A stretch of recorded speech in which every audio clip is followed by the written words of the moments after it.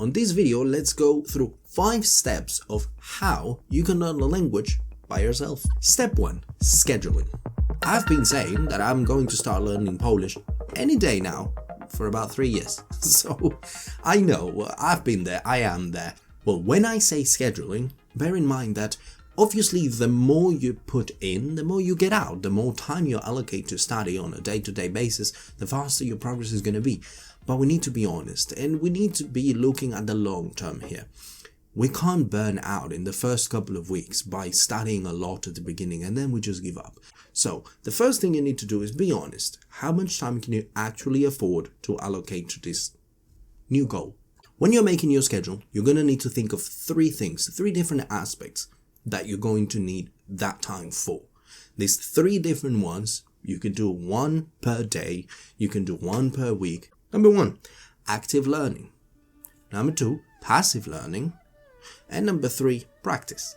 Active learning. Active learning is when you're trying to learn concepts, memorize vocabulary, when you're trying to understand grammar. That's active learning. You're actively putting in the effort to try to understand something in this language.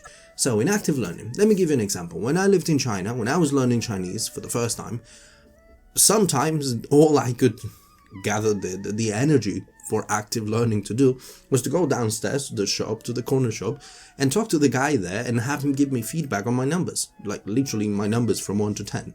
That was all the active learning I would do sometimes. Other times I would sit down and open my books and try to properly study, memorize vocabulary, etc. So how complex or how in-depth your active learning is from time to time, from day to day, depends on you. Of course, if you never sit down to do the proper nitty-gritty of the grammar points, well, you're probably never going to be able to speak to that level. But what I'm saying is you don't need to feel like, oh, today I don't have time to sit down for 1 hour and do a full studying session. Well, if you don't, just take 5 minutes and do a quick active learning session on something as simple as what I just said. And there you go. You've done some active learning. Now, passive learning, on the other hand, is about absorbing without you putting in all that conscious effort to try to remember new things, to try to understand new things, have things explained to you. It's more like you're watching a movie, you're listening to a song, you're listening to a conversation. Sometimes you can just sit and listen to other people have a conversation in your target language and just try to understand, not participate because maybe you're not at that level yet, but you can sit down and try to understand what is happening. And that absorbing time, it's very important. As much as it is important to sit down and learn grammar, as much as it is important to practice speaking, it is very important to absorb. You need to absorb a lot because when you begin learning a language, well, the language is not there, is it? It needs to come from somewhere. It's not just gonna appear out of nowhere. So you do need to absorb a lot. As an example, I actually really like passive learning. I love just listening, sitting down, listening, watching movies, listening to music, podcasts. I'm not too into podcasts, but that's a very good tool for anyone trying to learn a language. As a very good passive learning method, listen to a podcast. And it doesn't even have to be a podcast by native speakers in that language about a very complex subject that you don't understand. There's so many podcasts now, even a lot aimed at learners, second language learners, in a lot of different languages. In Spanish, they're very popular to find Spanish news. So there you go, passive learning. And finally, let's get on with practicing. Well, practicing is when we switch from acquiring, when you switch from taking in the new to wielding whatever's already up there. However amount you have, if you just know 2 or 3 phrases, good, go with them. If it's more than that, good as well. Practice. Practice is about that, about switching that mentality, that mindset of, okay, when it's my practice time, I am no longer trying to learn new things. I'm no longer concerned with what's right, what's wrong. I'm concerned with using, just getting comfortable with that. Why do I make such an emphasis in this, and why do I think it's very important to make a clear distinction between active learning and practicing time? Because it happens more often than I wish it would that we feel too comfortable with the active learning part, hiding away from having to confront the potential of making mistakes, of embarrassing ourselves, of sounding silly when you say something and it's not what you wanted to say, or people don't understand you, or you make silly mistakes. I know the feeling. Again, one of the reasons why I keep saying that I'm going to learn Polish and then I just don't do it.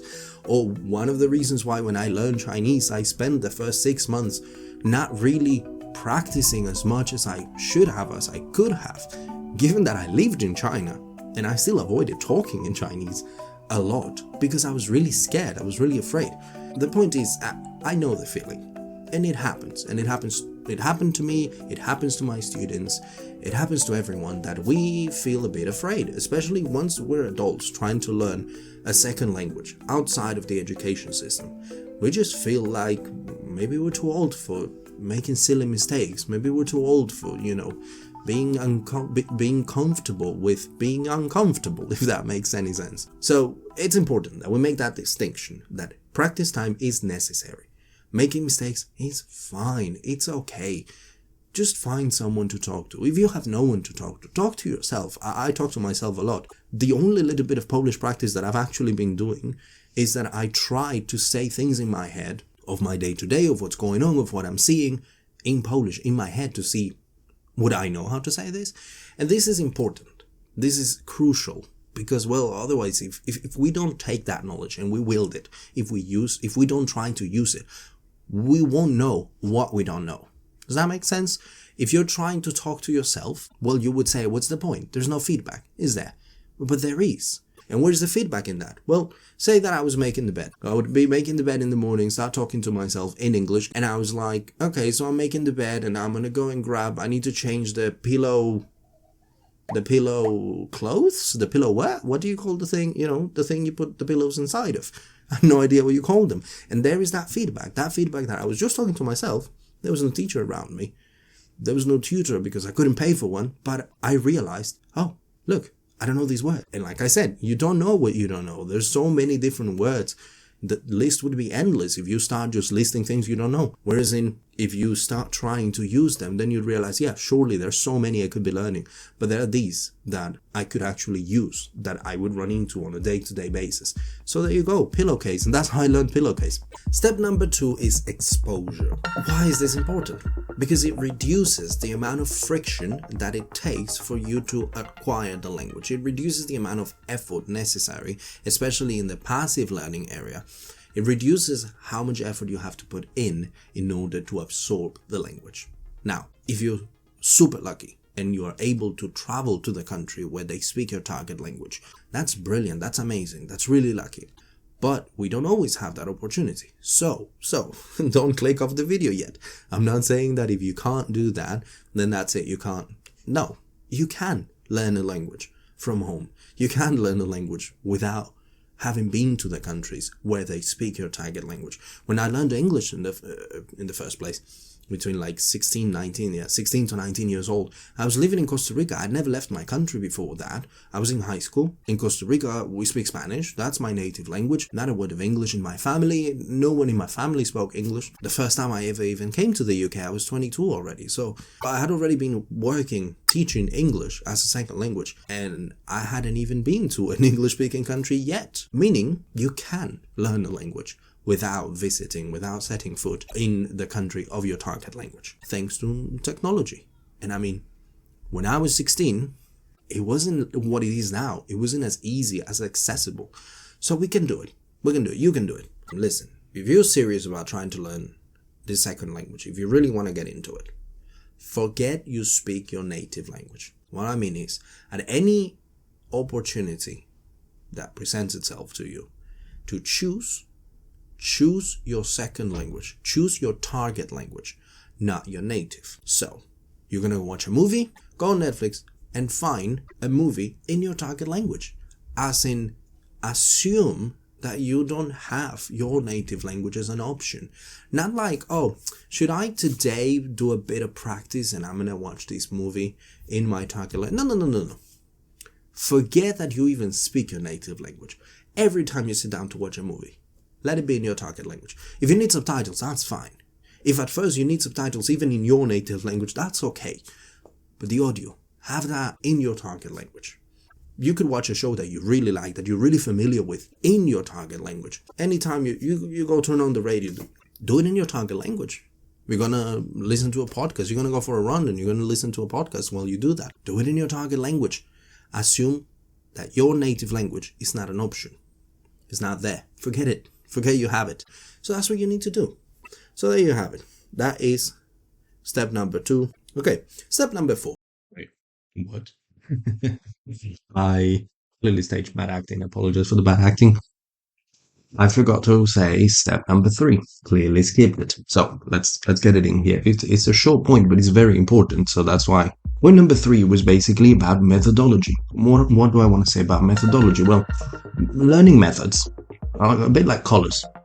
One for every taste. Everyone likes one or the other. Everyone likes one more than the others. But at the end of the day, if your wardrobe was all one color, it's probably a little bit weird.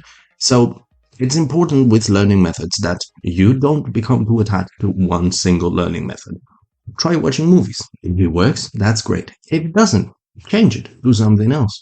It might be for you. It might be for others, but not for you. Try Duolingo. Duolingo, in my opinion, great for vocab building, maybe not so good for natural conversation, but it's still a good tool.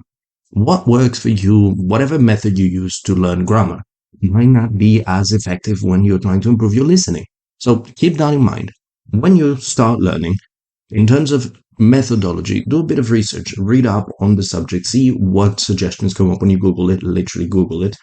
Or if you remember any learning methods or approaches you used when you were in school, use those. And obviously, if you want to know more, like this video so that I know you like the topic, and I'll make more videos specifically about language learning methodologies. So that's it. Let's now get back to step 4. Okay, step number 4, feedback, as in like the feedback you need to receive when you're trying to learn a language.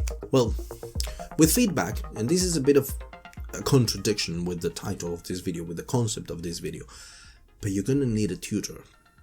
Let me explain. Don't dislike the video yet, please. You're gonna need a tutor. You can try with your friends. I don't recommend it. If you have a friend that speaks your target language, try, but I don't usually recommend it. If your partner speaks your target language, like say in my case, I want to learn Polish, my girlfriend speaks Polish, she's from Poland, not a good idea to try to practice, to try to learn. Practice? Maybe, but trying to learn, especially to get feedback from your partner, from your friend, from a close family member, it's not such a good idea. A few reasons. They might not be as honest with their feedback. They might feel like they need to spare your feelings, which obviously it's not like I'm advocating for tutors being rude. No, that's not what we do. But if you say something and after the 3rd time you still say it wrong, I'm not going to give up on you. So that little thing there, it's quite important. And you might not be able to get that from a friend or from a family member or from a partner. So obviously you're going to need some feedback. You're going to need a tutor. If you can't pay for one, try language partners. You sit down to have a coffee for 30 minutes, 15 minutes in your target language, 15 minutes in their target language, get some feedback going. Another thing, there's so many apps. You can try italki. For example, I used to teach on italki. italki is good because it gives you, options in terms of pricing. Now, obviously, there are other apps. I can't remember the name right now, but Hello Talk. Is Hello Talk free? Hello Talk is one where you can literally just make friends with people in other languages, and you can just check each other's progress. You can check each other's writings even. Number 5. Well, step 5 is progress, as in like tracking your progress, not as in like, hey, go make progress. No, I mean track your progress. So you need to know where you started, how is it going, why. Let me look at my notes so I don't talk too much. Look, staying motivated long enough to learn a language is difficult. Believe me. I know.